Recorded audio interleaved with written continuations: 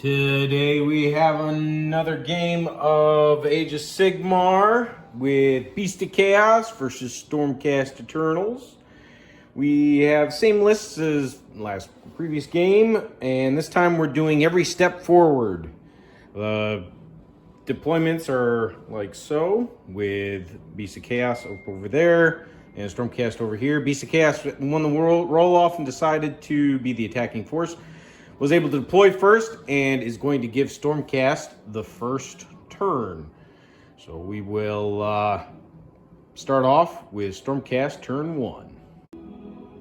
Well, turn 1 for Stormcast, they chose Magical Dominance for their battle tactic. They went ahead and was able to cast Mystic Shield. She was able to cast Mystic Shield on herself. No other enemy wizards were close enough to deny. We went ahead and just moved around, reorganized the castle here, and was, after moving the archers on out, I noticed I misplaced one of the Ungors so that they were able to see him, and they ended up killing 6 of them. So we had to auto inspiring presence them so they wouldn't run away. That was a misplace on my part on the beasts for deployment. So with that, we're going to go into turn 1 for Beast of Chaos. Just as a side note, forgot to mention, I was actually thinking about taking the Knight Zephyros and throwing them on over into that corner way over there where their other wizard is, just to try and deny them magical dominance first turn, maybe even charge into it. But I knew that was a sacrifice, and I'm thinking about keeping her around for some point scoring stuff. So I'm trying to be a little bit more reserved instead of just go get them like I normally do. So we'll see how that works out in the long run. End of Beastman turn 1. They chose Rampaging Brayherd as their battle tactic. Figured waiting for magical dominance for some other time. They had to take this objective using a unit of 10, so they just hopped this unit on over here using Darkwalkers and able to capture that objective without a problem there. They moved up some of their other units, tried to cast the Endless Spell of the Bull here, as well as rallied 2 of their guys there. The Endless Spell was actually unbound by this wizard on over here. And that one cast Mystic Shield onto that chariot over there. Just moving around a little bit, trying to stay outside of the range of these bows, and then decided to go ahead and ambush them. We went ahead, was able to make the charge here, 10-inch charge into them. The Ghorgon was able to make its charge with a reroll. The Bullgors failed theirs, as well as the Gors over here failed theirs. My thought process was to get the Gors on in and get them to fight last. During the combat phase, the Doombull went ahead and issued a command ability to charge in the combat phase. Unfortunately, the Gor's ability is during the end of the charge phase, so instead of moving them in, we moved the Bullgors in. Ghorgon attacked first, ate 2 of the Retributors, getting a 4 and above for his eating ability, leaving 2 of them left, as one of them did die from mortals with the Bullgors charging on in. With only 2 left, the Ghorgon just put all of his attacks into him, killed him outright. With that, we went on over here. Ionis, unfortunately, continues to disappoint me. He failed his 2 attacks with his Time-Worn Fangs, getting 1s for that.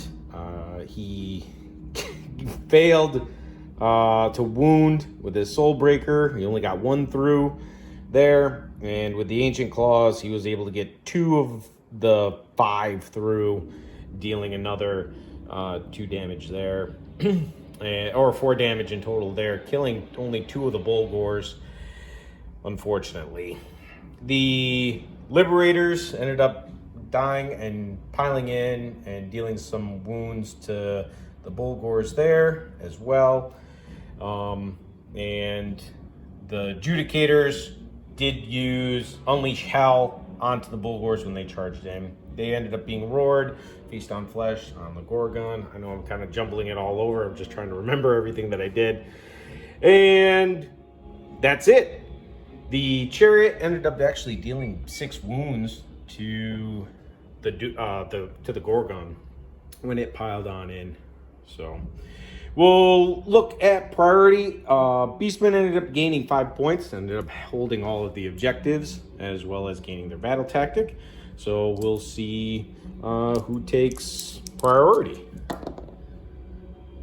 Stormcast will get to choose. And I figure Stormcast will probably take it, depending on what we want to do. So I'll take a look at what battle tactics they could do, but it will probably be Stormcast turn 2. End of turn 2 for Stormcast. They chose Bait and Trap, retreating 2 units and charging 2 different units into combat. So they were able to get that by retreating these guys. These Liberators from the Bullgors that were here, as well as retreating these Judicators that were in combat over there. They also made a charge with Andrasta, the Chariot over here, as well as Liberator unit over here that ended up perishing. During the hero phase, Ionis decided to cast 2 spells. One for his War Scroll spell, which only dealt one mortal, I think, over here. And then finishing off that Bullgor. And then the other spell, he chose Teleport, and they both ended up going off. The teleported the Chariot on over here, outside of 9 of them, and the other Chariot that was here.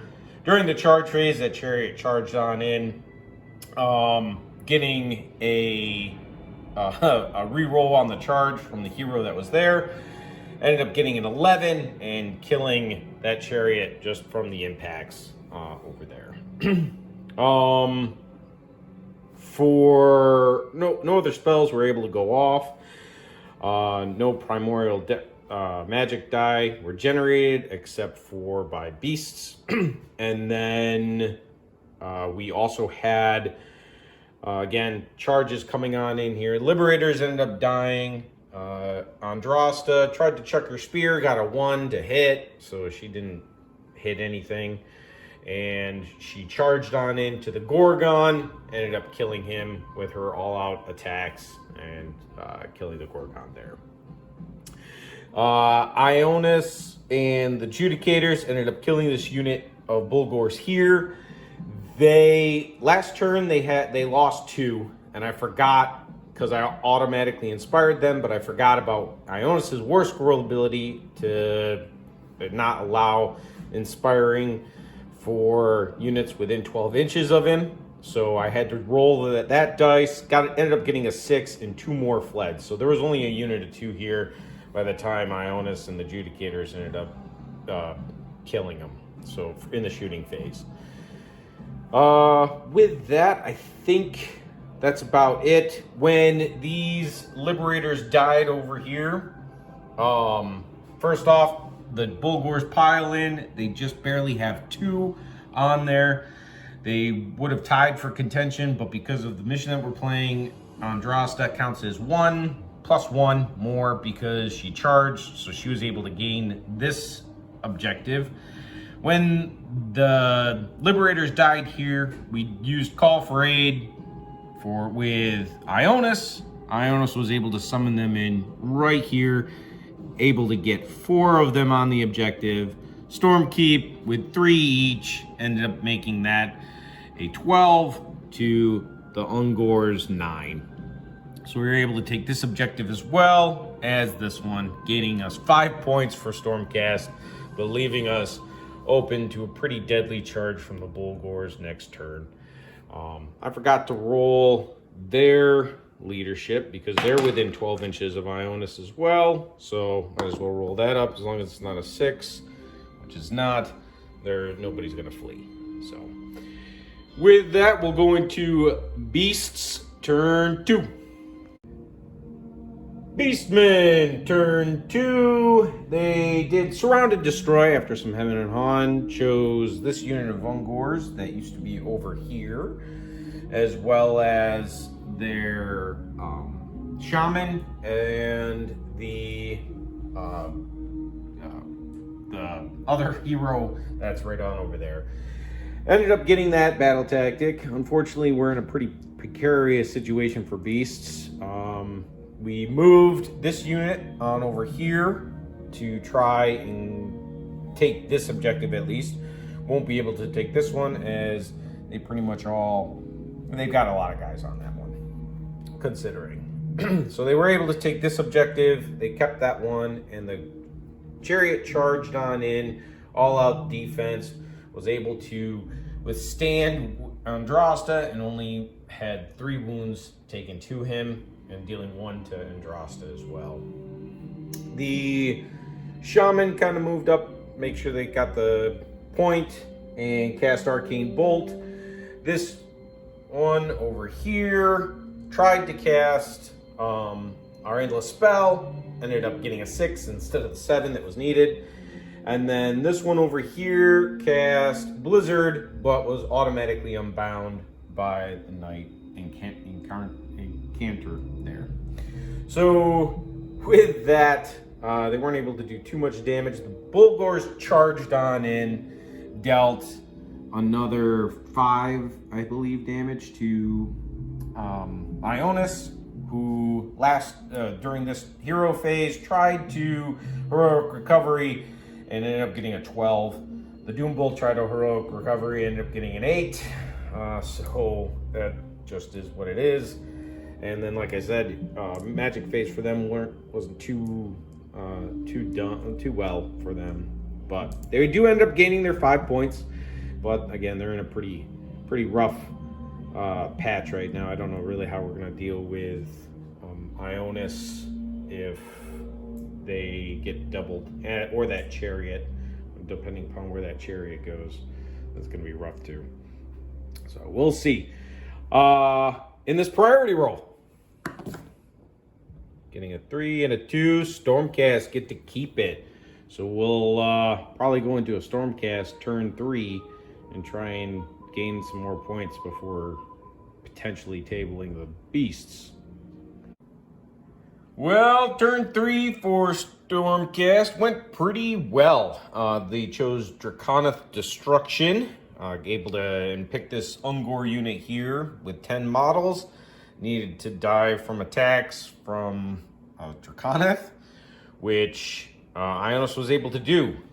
They were peppered first by some attacks of the Judicators, as well as the Knight Zephyr, and they had about two guys left before Ionis was able to do his work. So that worked out pretty well for them. Was quite hesitant upon moving any closer to them after Ionis teleported to get on over there. Tried to get a command point, didn't. Beast tried to heal the Doombull, ended up getting a 9, I think, on the bravery, which was above, so that didn't happen. In the hero phase, Ionis just went ahead and teleported right there where he is, and this Knight Incantor went ahead and did Blizzard upon the Bullgors that were there. Ended up rolling 17, I think, to cast, and when Beast tried to deny, that just didn't work, so the Bullgors are dead. In movement phase, just moved around a little bit, moved the Chariot up within 3 inches of them. Beast decided not to redeploy that guy and was trying to wait for a redeploy on these guys in case anybody moved within 9 inches of them, which made sure that didn't happen. They ran on up. In the shooting phase, Andrasta did hit and wound, but the chariot ended up getting a 6 to its save and was able to save it. So she still hasn't killed anything with her spear this game yet. She did finish off the chariot in the combat phase, though. These, in the hero phase as well, these guys were within 24 inches of that unit, so decided to go ahead and use Thunderbolt Volley, and did quite a number on them. Left them down to, I think they did 7 wounds onto them, killing 7 of them. These 2 and Gardas was able to do another 2 to them as well, leaving 1 guy in the unit. The beasts were able to do Inspiring Presence and let them not run away in fear. So they've got 1 banner left there. Andrasta again killed the chariot. Ionis killed these guys, and the chariot did 5 mortal wounds to the shaman over here. Shaman almost lived with his all-out defense, but the chariot was able to get that last wound out of him and kill him there. We're gonna go on to beasts, turn 3. Turn 3 for beasts, they chose Magical Dominance. Ended up getting off this endless spell with that wizard on over there. Ended up getting, I believe, 10 in total they needed a, oh no wait, they ended up getting 8, and then with their additional die, that was 9, and Stormcast tried to deny it with actually a 9 is what they rolled as well, so they just barely got it off. It ended up moving on over across Andrasta, because we pulled her using one of the abilities, using a Ritual of Ruin for one of the beasts. Ended up pulling her closer, and they ended up mortaling Gardas as well. He was able to make 3 out of his 5 saves, and he was left with 1 wound remaining. Healed on the Doombull, and we also healed on Ionis. With that, movement wasn't too much, kept those guys there.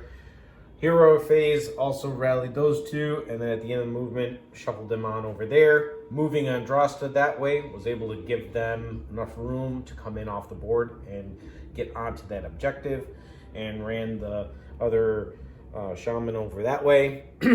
Doombull charged on into Andrasta, who had 3 wounds at the time. Ended up hitting with his impacts and dealing 2 more, so she was at 5. He went ahead and swung and ended up killing Andrasta, but also taking 2 mortals as well in return. Gardas ended up perishing to the bull there, and the Judicators didn't take any damage whatsoever from the bull.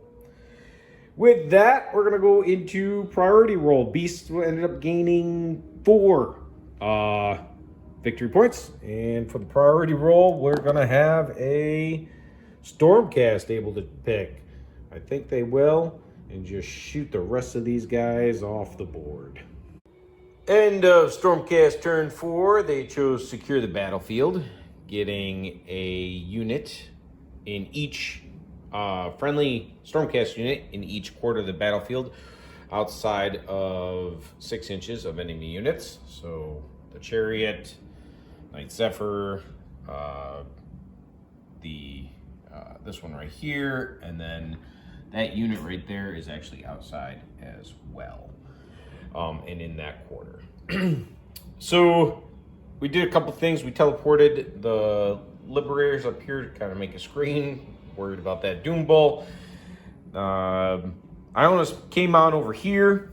He went ahead and they redeployed the Ungors, just barely getting around. And if they had rolled 3 on the redeploy, if they rolled a 4 inches or more, they probably would have been able to completely hide behind this piece of terrain. Unfortunately, there was just a little bit of one still poking out. Ionis was able to just breathe fire on them and destroy them. These archers here went ahead and shot at, I believe, the Doombull there, if I remember correctly, and it didn't do much damage for him. I think it dealt 3 wounds. The 2 here shot into that group, dealing 1. The chariot just moved, and these guys went ahead and moved on up and charged into that Brayherd Shaman. They ended up whiffing pretty badly with their attacks, only one of them landing with the great weapon, dealing 2 damage to the Brayherd Shaman.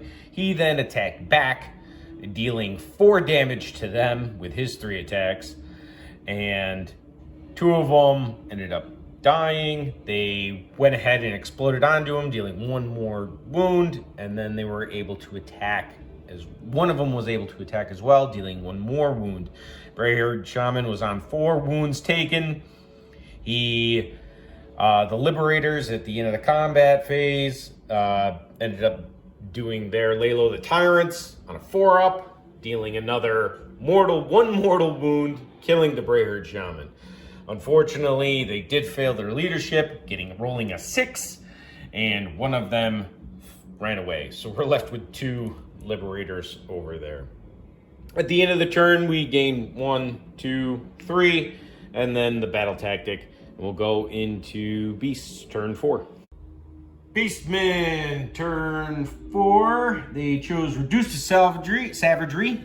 We needed to destroy a unit that has been a target of the Ritual of Ruin. They ended up choosing the Judicators that were over here. There was 2 of them. With that, Stormcast went ahead and tried to rally them, ended up getting 1 back. The Beasts then went ahead and summoned this thing with 2 of their sorcery dice. We tried to deny it, that did not work, and so it came on in. The Ritual of Ruin that we wanted to do with these guys was just to pull them forward, and they ended up rolling a 12 on their movement, moved right on into the Doombull, and ended up taking 3 mortal wounds from this spell after it went through, so killing 1.5. It also killed 1 Liberator over here with the mortals that it did. Moved around, did Darkwalkers, and also rallied 2 more Ghors, and moved them on over here to take this objective here. And when the Doombull fought, he ended up dealing 3 mortals, getting a 6 to hit with his axe, and just slaughtering the unit, gaining them their battle tactic. So they control that point, control this one over here. For 2, they still gain 4 points this turn, with only having 3 units on the table. We'll go ahead and roll for priority for turn 5, getting a 4 and a 3. So Stormcast should be able to take it and send it home. They'll probably do Surround and Destroy is what I'm thinking, but we'll see. As we end Beast turn 4, move on to Stormcast turn 5. Stormcast turn 5, they chose Surround and Destroy, ended up choosing Ionis, who teleported over there, and to add insult to injury, smashed their Herdstone to rubble. We also chose the Liberators, who auto-ran 6 up to get within 6 inches of that, and the Knight Zephyrs, who just kind of shimmied a little bit this way, and got within 6 inches of this bedge. The Knight Zephyros shot at the Ghors, ended up dealing 1, and then the Judicators ended up finishing them off. Moved these guys around, kind of just backed up with them, as well as the Chariot ran, so moved 1 extra inch, moving 13 total. We'll move on to the Beasts turn 5. But so far, that's another 5-point turn for Stormcast. Forgot to also mention that the Endless spell that was here was dispelled or unbinded by her during this phase 2. Turn 5 for Beasts, not to be undone or shaken. They chose Intimidate the Invaders. So they were going to intimidate with 2 of their units, which they actually completed. Running the Bray-Shaman and moving the Doombull on up. We went ahead and cast the Bull again, not able to do too much there, but still was able to cast it and wasn't denied. So was able to get that on out.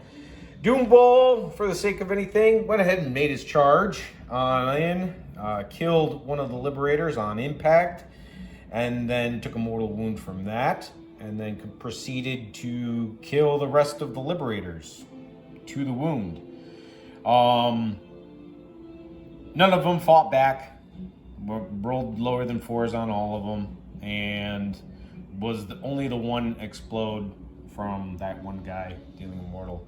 Other than that, they're all dead. They'll have that objective, but they aren't able to take any of the other ones, and that will be game. 21 for Beasts, 28 for Stormcast. So, this game worked out a lot better for the Stormcast because I was able to keep their castle a little bit more tight-knit. Losing the Retributors right off the bat kind of stunk, but since that was the only one that they were really able to hit and destroy, it worked out pretty well for the Stormcast. As far as beasts go, unfortunately, I wasn't able to make some of the charges during their initial assault, nor was able to double turn. I think that really helped me last game that I did this. And I wasn't able to get off any blizzards with the beasts, so that was unfortunate as well. Other than that, I don't think they just didn't have enough hitting power right off the gate in order to crack the castle. With that being said, while I was filming this, GW released that the beasts are going away in Age of Sigmar, which I am very sad about. But you know, I listened to Honest Wargamer, and he mentioned something about beasts using them just as slaves to darkness proxies, and I was starting to figure that out, so I might just try a game with that just to see how it feels. I like the idea of Dark Oath proxies with beasts, where the humans have just been mutilated and mutated enough to become just beastly instead of actually being humans. So we'll see how that looks or feels. But unfortunately, I had that, and I also had some bone splitters that I was planning on painting up, but not anymore. So there's 2 of them that got hit. And then there's some of my ranges, my Stormcast got hit from that too. But unfortunately, it is what it is, I guess. Maybe I'll start playing some more one-page rules. I don't know. We'll see how 4th turns out. But in the end, pretty decent game. I might actually take Beasts to the tournament that I'm planning on going to, just so that I can have one last hurrah with them prior to them leaving Age of Sigmar. But yeah, with that, hope you enjoyed the game.